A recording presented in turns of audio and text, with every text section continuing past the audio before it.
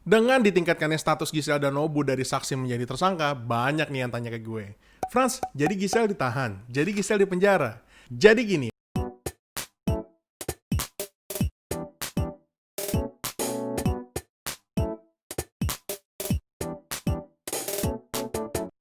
penahanan dan pidana penjara itu dua hal yang berbeda. Penahanan itu dapat dilakukan pada saat proses pemeriksaan di kepolisian, kejaksaan, dan proses persidangan, sedangkan pidana penjara itu dijatuhkan apabila berdasarkan fakta persidangan dan keyakinan hakim, Giselle dan Nobu divonis bersalah melanggar pasal dalam Undang-Undang Pornografi dan atau Undang-Undang ITE. Balik lagi ke pertanyaan, so Giselle ditahan. Status tersangka Giselle dan Nobu memberikan kewenangan bagi penyidik untuk melakukan penahanan apabila memenuhi syarat objektif dan subjektif yang ditentukan dalam pasal 21 ayat 1 dan ayat 4 Kitab Undang-Undang Hukum Acara Pidana, yaitu ada kemungkinan tersangka melarikan diri, merusak dan menghilangkan barang bukti, mengulangi tindak pidananya, tindak pidana yang diatur secara khusus dalam KUHP, dan tindak pidana yang diancam dengan pidana penjara 5 tahun atau lebih.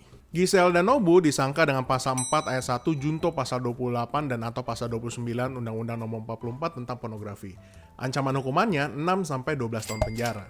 Kalau dari syarat objektif sih sudah memenuhi syarat penahanan, tapi balik lagi itu semua diskresi penyidik kepolisian. Lalu pertanyaan lain lagi nih yang gue temuin di media sosial adalah, harusnya yang menyebarkan dong yang ditangkap, Giselle dan Nobu kan cuma korban.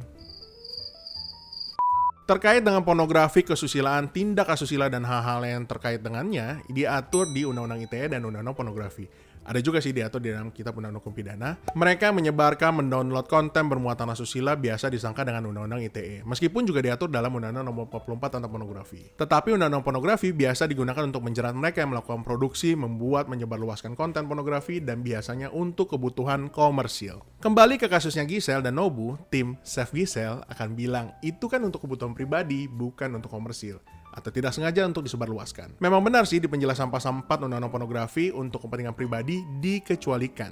Statementnya begini. Yang dimaksud untuk membuat adalah tidak termasuk untuk dirinya sendiri dan kepentingan sendiri.